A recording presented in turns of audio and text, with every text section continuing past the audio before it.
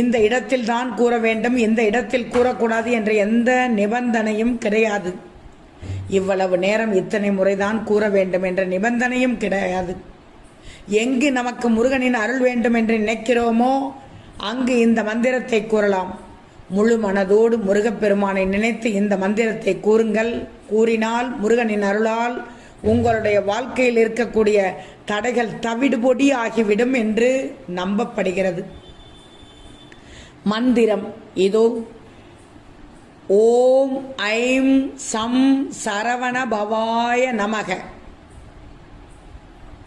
Om I'm some Saravana பவாய நமக.